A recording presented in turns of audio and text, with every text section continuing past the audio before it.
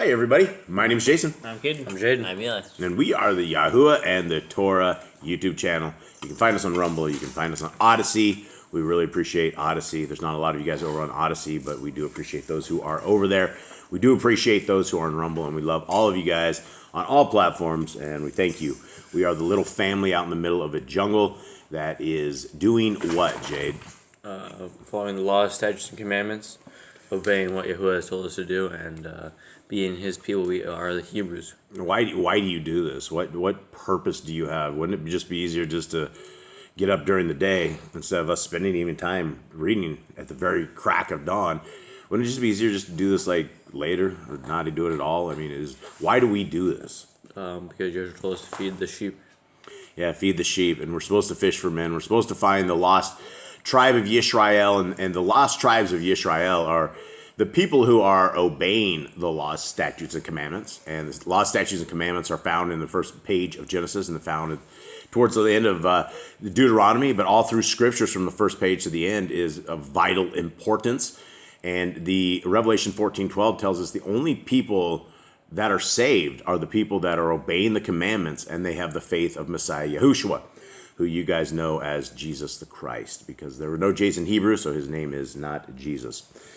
But is today Easter for everybody? Yeah. Oh, I guess the pagans are out there celebrating. If you're celebrating Easter, that is very, very unfortunate. You should not be following in the steps of the nations. You should not be doing what the pagans do. And Easter is a fertility. She's a goddess, Ishtar. She was a fertility goddess. I guess she dropped out of the sky in an egg or something, popped out of the egg, and then was doing all sorts of terrible things. And it comes from very bad origins, and you would never, ever want to be having you or your kids or anything celebrating in the rites of Ishtar. And so hopefully you guys are not doing that. Hopefully you guys are set-apart people, the set-apart people of Yahuwah. Have his appointed times, and we have a Passover coming up in a couple of days. I know a lot of you guys have the lunar folks that keep it. I've just kept it last week. Others are keeping it here and there. If you're keeping it, I salute you. If you are keeping the appointed times of our Creator, regardless of the calendar that you guys are on, I salute you guys, and hope that we can meet up in the kingdom to come, where we have a little bit of guidance and a little bit of forward thinking by Messiah, who can give this all to us. Okay, guys, this is Yah Scriptures. This is the greatest English translation you'll find. 103 books. It's coming close, I guess, to a 3-inch spine. I guess it's a little under that. Miss Nicole told me yesterday that she had told me before it was under 3-inch. I thought it was like over 3-inch spine. So that makes it a little better. It's 3,153 pages. A lot of books, 103 books. All of the books that have been removed out of Scriptures are all put back in there. These are all also restored fully with the names of our Creator, with His Son, with all of our forefathers. So you have all of these. You will never, ever find a Scriptures complete like this. And as we are in the end of days, literally, we are in the end of days. These are things that everybody would probably want to have a hard copy of. We never know when things are going to stop, when you're not going to have access to things like this. And so if you want the hard copy, this is where it is. And this isn't just a hard copy. This is another Bible that is given to our brothers and sisters in chains. With every bit of the prophets in this, we're able to buy one full Scriptures and put it into our brothers and sisters. So you guys are not only just getting value from this, but you guys are helping us feed the sheep in prisons, and that's a very huge thing. Now, downloads, guys, we have a brand new download on our downloads. This is a brand new book that Nicole and I got done doing. It's a rework of Vain Traditions. It is basically Vain Traditions Part 2, but it's called Traditions of Men, and it is a download and a book that I think everybody should read. We're going to be doing a series on it very, very soon. Free download, absolutely free. It's going to be heading up to Amazon very, very soon, so there will be a hard copy of color. There's tons of graphics in there, and we had to vet the entire book. The other book, when we started going through it, there were all of these deities that they claimed that they were there, that they based their points on, and they weren't. In research that we did, they just made up a lot of things. And so we fixed a lot of this stuff and changed what was corrupt, and it's put out now. So you guys can read it, give us a read. Let us know what you guys think. I really would appreciate it if you guys would download that. Also, all the PDFs, everything we have is completely free of charge. Android apps, iOS apps, it's all there.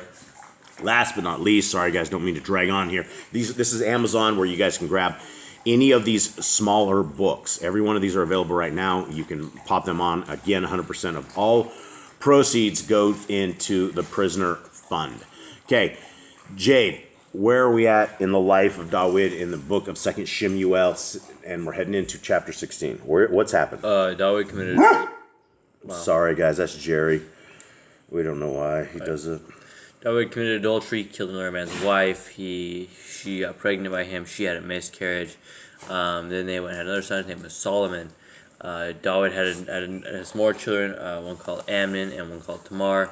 Tamar is the full blood sister of Absalom, and Amnon raped Tamar, and Absalom killed him 2 years later when he got drunk and then killed him. Absalom left, ran away for a whole bunch of years. David called him back because Joab convinced him to bring him back. David brought him back. Absalom, and then now is reigning over Israel. He took over. He got all these people to follow him. He blew trumpets, and all these people are following Absalom. David is now in exile. He's running away from his son. Okay. Let's see. What happened in yesterday? Eli, you remember what happened yesterday? Oh yeah, David lost his spot in the kingdom. Right. There's something else, right? He sent some spies in, basically. Yeah, They passed over this. Where'd they go, Jade? The river they passed, and the Kohen had the Ark of the Covenant, and they let everyone pass over, and then they went over. But he sent a few of the people back to go give bad advice to Absalom. Okay, cool. We got it. All right, so thank you very much.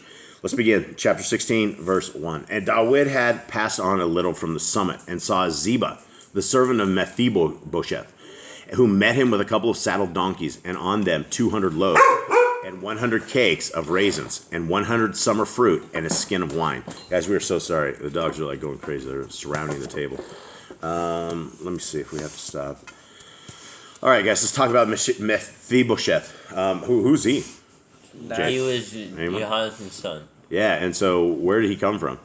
And what's he doing right here? What did he just do? He basically just brought them all food, all his people food. Yeah, a lot. And some wine. Yep, a lot of food. Okay, 2. And the sovereign said to Ziba, "Why do you have these?" And Ziba said, "The donkeys are for the sovereign's household to ride on, and the bread and summer fruit for the young men to eat, and the wine for the weary to drink in the wilderness." And the sovereign said, "And where is the son of your master?" And Ziba said to the sovereign, "See, he remains in Jerusalem, for he said, 'Today the house of Yisrael is going to return the reign of my father to me.' And the sovereign said to Ziba, 'See, all that belongs to Mephibosheth is yours.' And Ziba said, 'I have bowed myself. Let me find favor in your eyes, my master, O sovereign.'" So, this dude, he's basically a servant of Jonathan's son. He brings David all his food. The donkeys try to help him get his kingdom back, and he's like, "Where is Mephibosheth? Where's your master?" And he said that he's going to get the kingdom back because he thinks it's going to be children of Shaul are going to get the kingdom back. So this dude just betrayed David.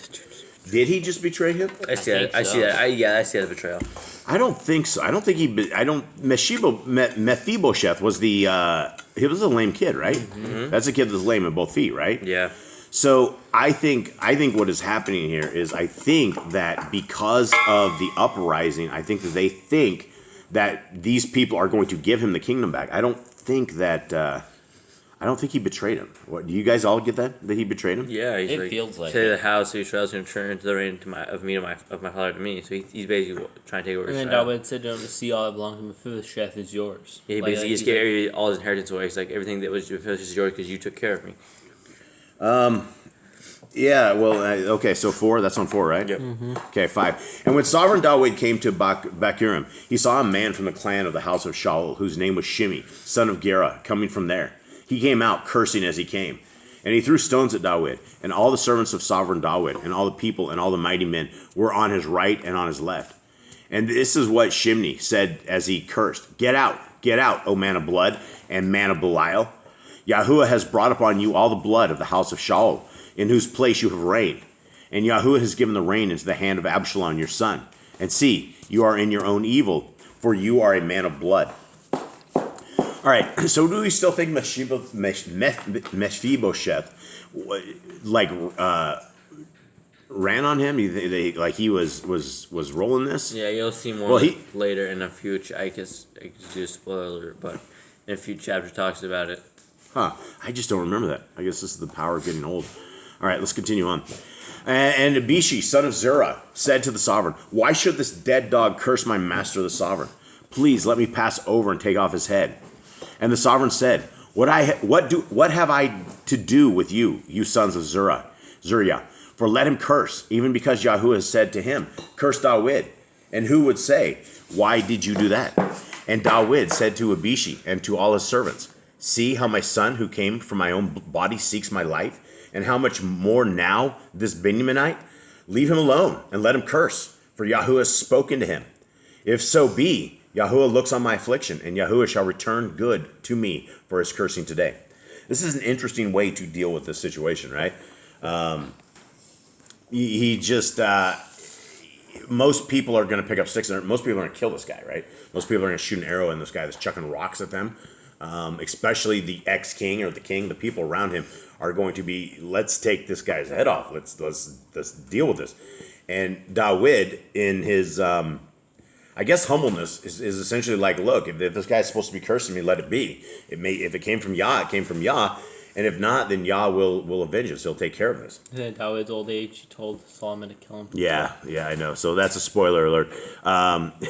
Thanks, Kate. Anyway, this guy ends up getting smoted further on, like the dying words of David, because Kate gave us a spoiler alert. This guy dies. Let's continue on. And as David and his men went in the way, Shimei walked alongside him on the hillside and cursed as he went, and threw stones at him and kicked up dust. And the sovereign and all the people who were with him became weary, and they refreshed themselves there. Now, did it sound like he moved on, or are they like he refreshed himself with the guy kicking up dust, chucking rocks at him? It seems like they must have gone further. Yeah, and that's what the story so. is. Like, I don't think they sit there with the rocks. Don't sit on the rocks. Yeah, so I think 13 is like 14. It goes to like another point in time. Like they continued on. I think this dude that was kicking dust and is like back in the things. Unless they are going to sit there and be eating and drinking and trying to sleep or nap as some dude's squaring at him, chucking rocks. So there we go. 15. And Absalom and all the people, the men of Yisrael, came to Jerusalem, and Achitophel was with him. And it came to be when Cushi the Archite, the friend of David, had come to Absalom, that Cushi said to Absalom, Let the sovereign live, let the sovereign live. And Absalom said to Cushi, Is this your kindness to your friend? Why did you not go with your friend? And Cushi said to Absalom, No, I am for the one whom Yahuwah and his people, and this people, and all the men of Israel have chosen, and with him I remain. And besides, whom should I serve? Should it not be before his son? As I have served before your father, so I am before you. And Absalom said to Achitophel, Give your advice. What should we do? And Achitophel said to Absalom, Go into your father's concubines, whom he has left to look after the house. And all Israel shall hear that you have made yourself a stench to your father, and the hands of all who are with you shall be strong. And you heard Hanny in the middle of this one. She's like, give us special effects, because this is crazy. This verse is crazy in of itself. It's televised. But it is, hold on. Remember Yah's prediction? Yeah. Yah said your women are going to be defiled before your eyes in front of everybody. So this is nothing but prophecy. This is nothing but the hand of Yah that this happened, or this guy said this, because this dude Achitophel was sent back by David, wasn't he? No, this is a different guy sure? that was with him, and he prayed that Achitophel would give him bad advice. Oh, right, this is the dude, and so this is the bad advice. He sent Abiathar back. Okay, yeah, he sent 3 people back. Yeah, Abiathar and 2 other guys. Okay, but there's 3 people back there with him, right? Yeah. Like 2 guys went first, and then the other guy who was supposed to get up with him. Okay, so this guy was the bad dude. So this is the dude that's actually giving him bad advice. But the bad advice is actually from Yah, right? I mean, this is the hand of Yah that's doing this. 22. So they pitched a tent for Absalom on the top of the house, and Absalom went into his father's concubines before the eyes of all Yisrael. Now, hold on, we'll discuss this. Let's finish this. Now, the advice of Achitophel gave in those days was as if one had inquired at the word of Elohim.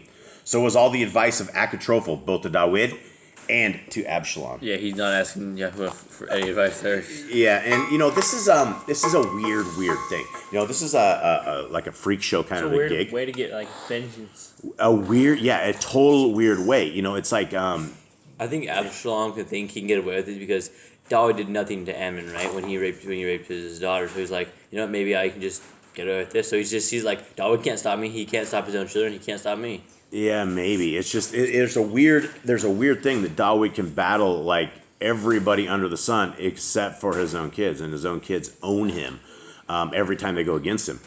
And so I guess that's it. Anyone have anything else on this particular thing? Nope, that's a strange chapter. Yeah, so yeah, very strange chapter. So, all right, with that, guys, we hope you have a wonderful day. We love you all. Have a great day. We are out. All right, shalom.